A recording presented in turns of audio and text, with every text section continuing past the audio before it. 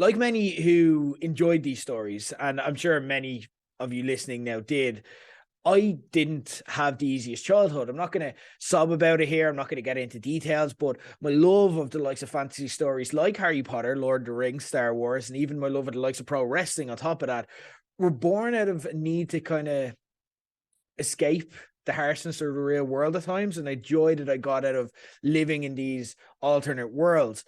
The Harry Potter books in particular came along for me at the perfect time. I grew up pretty much in sync with the likes of Harry and Ron and Hermione as the books were released. The similar things were kind of happening to me, but not obviously big giants coming into cabins telling me I was a wizard, but like similar kind of touch points that happened throughout the course of life. And when I was young, the content was kind of light and fluffy with generally positive messages, which kind of was appropriate for me. But as it got a bit darker and more adult in tone, I was growing up to be able to appreciate that. And like pop culture does, particularly at this stage, it helped shape my understanding of the world in a way that I think was for the better.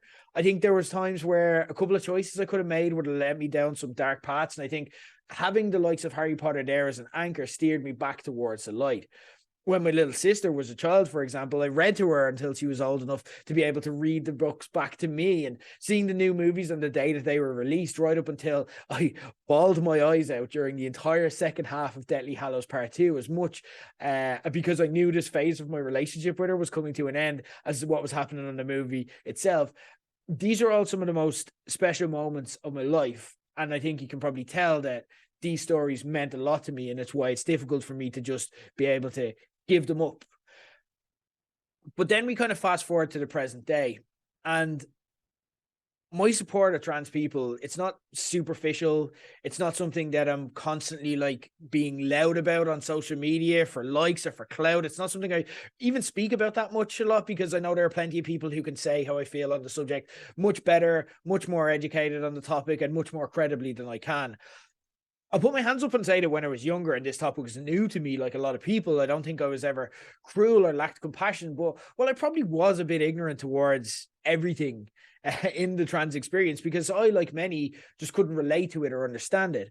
But then I kind of started to open up my eyes. I worked in Ann Summers for a few years as a security guard, and it was there I started to have more daily interactions and really began to understand the humanity behind what trans people had to deal with. I heard the cruel jokes and slurs that they had to deal with. I saw the judgment that they had to contend with every day just to step outside their door and be themselves, that all of us just kind of take for granted and don't have to deal with it. And the only word I could think of for seeing them have to deal with all this was respect. Whether you understand what someone is feeling or not, how do you not respect someone who feels so strongly in their convictions that they willfully put up with what trans people have and indeed still have to until today? And as time went on, I've kind of, had work colleagues that were trans. I now have trans friends. I even have trans relatives who I love and support unconditionally. So with all that in mind, it's fucking frustrating to open up Twitter and see someone who created something that has meant so much to me, that I want to continue to hold close to my heart, deliberately antagonizing these trans people for apparently no fucking reason. When this first began, I read her initial essay on why she held this stance. And truth be told, I didn't think she was a monster at the time. She just seemed to me like someone that had taken a bit of a left turn with her views, because she decided to equivocate them to something that was extremely personal to her, and maybe just needed a bit of education to understand that her viewpoints weren't actually threatened by how trans people choose to identify themselves. And then she got criticized. That didn't work. She went full Graham Linehan, and then she doubled down. And I read a great article before in the New York Times that described what the likes of herself, Kanye West, and Elon Musk have gone through as Twitter poisoning. But regardless of the cause, I don't want to make excuses for these people. I've now lost count of the amount of times that I've logged onto Twitter and just looked at it and said, for fuck's sake, seeing her deliberately antagonize trans people with her latest line of thinking being equivocating them to rapists constantly, because that's a constructive way to spend your time. There's a loud push, though, among people to kind of boycott all things Wizarding World, and I get it, and I think that's also a fair decision if someone wants to make that individual decision. But in trying to weigh up how I felt and how I wanted to respond to it, I've got a few issues with it from a personal standpoint. I'm not saying anyone else who doesn't feel this way is wrong. First off, it's not something we do across the board.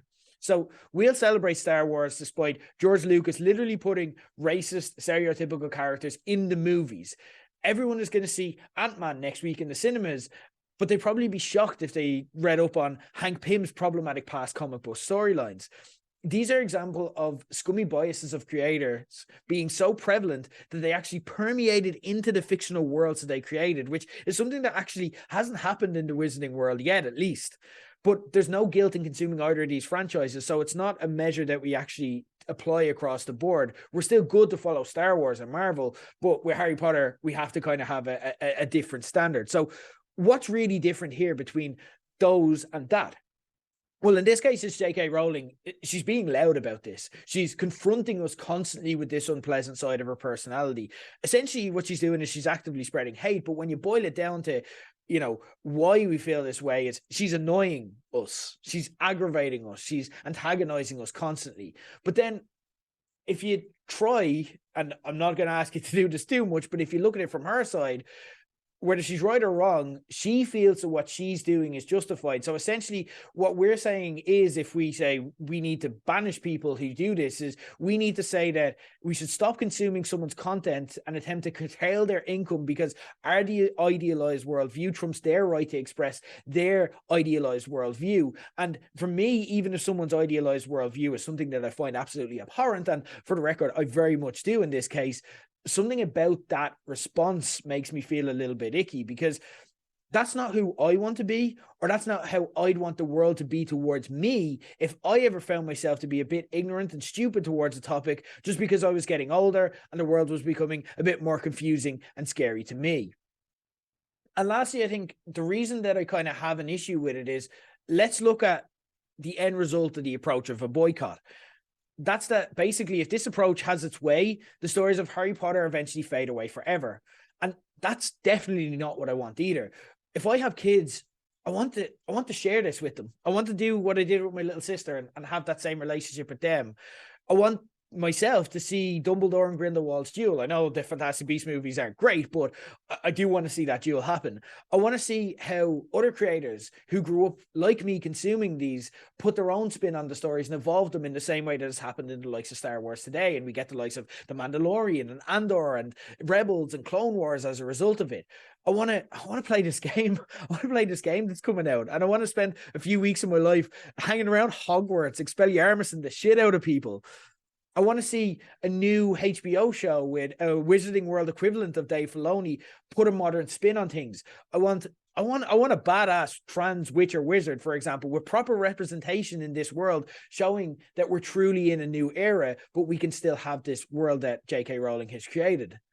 I don't want to necessarily support JK Rowling or give her any more money than I already have, but I do kind of want to see Warner Brothers write her a big fuck off check so that she will, well, let's just call a spade, fuck off and give someone else a time at the wheel.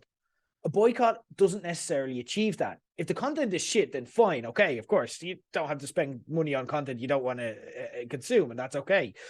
And the Fantastic Beasts dying a death, for example, is a more compelling case to remove JK Rowling from the wheel than anything else that's happening now. But we need to show that where we can, that there is still an appetite for this content and for this world, just maybe not content made by JK Rowling. And I think the game is a chance to show that. And I'm not saying that me buying this is some kind of moral crusade to show solidarity with the trans community. It's not. I'm going to be clear with that. I'm buying it because I want to buy it, and that's it. And it's not like I'm not going to make that into a gesture just to kind of soothe my own guilt. But buying it is also not me saying that I don't care, because I do. And I think there's a way to get the best of both worlds, in a much similar way that a lot of people had to wrestle with when the World Cup was in Qatar, and we disagreed with the political kind of side of what happened in Qatar, but also we still want to watch a World Cup. I think the way to deal with this is consume the games, the books, the movies, consume what you want. We also use the opportunity to make noise about the fact that you don't see what she's saying as acceptable and you want better. Same way we did with Qatar in the World Cup. Make noise constantly and loudly about this is not good enough. Improve, improve, improve. I think that she's not going to be saved. She's not going to hear it. She's gone too deep and she's not coming back. She's not going to turn around and say, I got it wrong. Here's how I really feel now. But if enough people make enough noise, then maybe Warner Brothers Discovery might hear, maybe they might write that big fuck off check, and we'll get the best of all worlds. And because she's not the only one who has to have a say here.